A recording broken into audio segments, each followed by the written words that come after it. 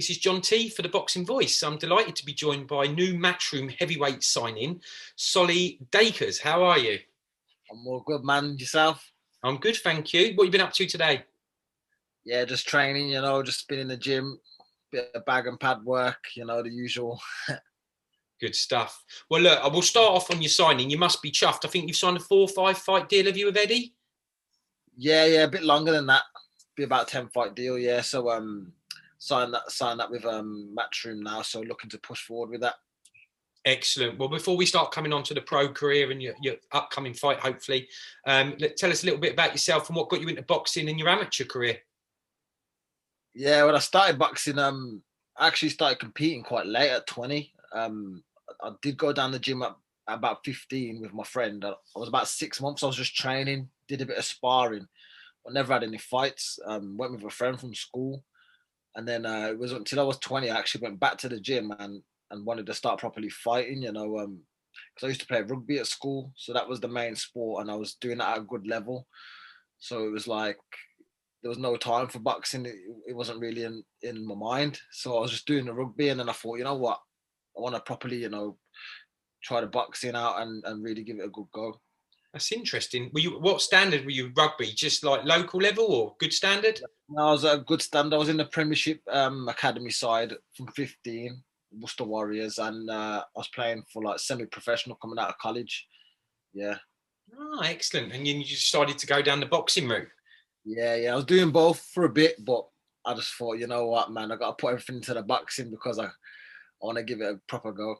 Yeah. Well, tell us how it went then as an amateur. So you were part of the GB squad. You know, the noise about you at the moment is really good. I'll come on to maybe some of the people you've sparred and that and share the ring with in a little bit. But you part of that Sheffield team, were you? Yeah, I've been on the GB squad just under 4 years now. By the time I've left, so it's just a bit less than 4 years. Yeah, I've been competing internationals for GB, training camps all around the world, doing, everything on the international circuit for the last few years. Excellent. And what kind of style can we expect from you? Let the fans know. I mean, I've had the privilege of meeting you. I've seen you sparring in the gym with Daniel Dubois when we were down at Peacock. That was a couple of months back. But what Yeah. can the fans expect when you're on the TV?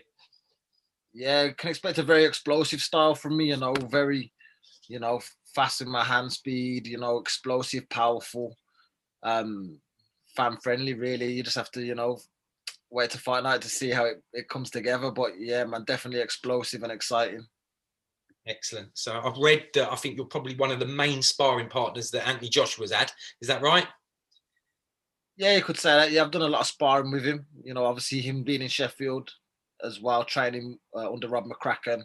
Me being on the GB squad under Rob McCracken as well, same place, same facility. So all his training camps, he's been up Sheffield, and I've been involved with the sparring as well over the last couple of years and done quite a few rounds with him. And how did you fare in those sparring? Yeah, good. I wouldn't be in there if it was just any joker. Go. I'm in there for a reason to improve him and improve myself. So the sparring and over time, I found myself getting more confident and getting even better and improving. Yeah, I bet the great sparring and training for you. So well, that's the boxing part. But what about actually watching AJ in camp and the whole media that goes with it? I guess that's the benchmark where you'd like to see yourself one day, yeah? Yeah, definitely. Especially when it comes a few weeks away from his fights and he's got all the media in the gym. It's crazy when you see it. Everyone's just surprised at first, but we're used to it now because we see it happening every time he fought. Coming up to Sheffield, they have all the media in there. The gym will just be rammed full of cameras, and it's a real event when he's fighting, and you realise what the real level is that he's at. Mm. And he's not the only one. Obviously, he's a world champion. That's why I mentioned him first. But you've sparred and shared the ring with a lot of great other pros. Recently, I mentioned Daniel Dubois and Joe Joyce, I believe, in the same training camp. That's very unusual. How did you find that? Because a lot of people were like, this is the fellow who knows how the result's going to go because you were in the ring with him. Yeah, it was just good sparring for me, really. I wanted to spar. I got invited down to spar Dubois, so I just took the opportunity to go and spar, and then got the opportunity to go and spar Joe as well. It was good because they was both coming up to a good fight with each other, so they was in good form. So it was great for me to test myself in the sparring to see how I'd fare against both of them at the stage they're at, and me just turning over. Easy saying it afterwards because we know what the result was, but did you think Joe would win, or did you have Daniel down as winning? Because most of the experts I was speaking to fight week, it was 50-50. Yeah, I was on edge 50-50, but just before the fight, I did say I thought that Joe would win. I did think Joe would win late down the stretch. I did think he would after about the rounds that he was, about 8 rounds or so, I thought Joe would come away with it, to be fair. Good call. So in terms of like you now, it's going back to you, you're going to be going out in your first pro fight. Have we got any idea when that might be? We're looking at February. I think February could be very likely that it's going to be a February time. So hopefully that we can get a date locked on for there, and it should be then. Quick turnaround. Any ideas what level of opponent? Because some of the stuff I've read is because you've got a really good amateur pedigree and you've been around a bit in that GB squad, that they might kind of not put you in with some of the first people that people thought that were really easy, maybe to test you a little bit. Yeah, I'm not sure, to be honest. We'll see what they come up with, but yeah, I'm happy to fight whoever they put in front of me from the start. So I imagine it might be someone that it's not going to be a world beater, but someone that's going to come and have a go, and it will get the best out of me, to be honest. Yeah, we'll let Eddie make that decision. That's what he's the man for, right? Yeah, we've got Eddie, and obviously my coach will have a say, Max McCracken, and Sam Jones as well. My management, they'll all come together to get a good opponent for the first one. But good stuff. Yeah, we can't imagine it's going to be world champion, obviously. Yeah. Well, that brings me on to the next bit. I was going to mention Max McCracken. Obviously, the name's very familiar with a lot of people. For anyone who's not aware, that's Rob's brother. And I think you train in Birmingham, where you're from. Is that right? Yeah, in Birmingham. Acox Green is where the gym is.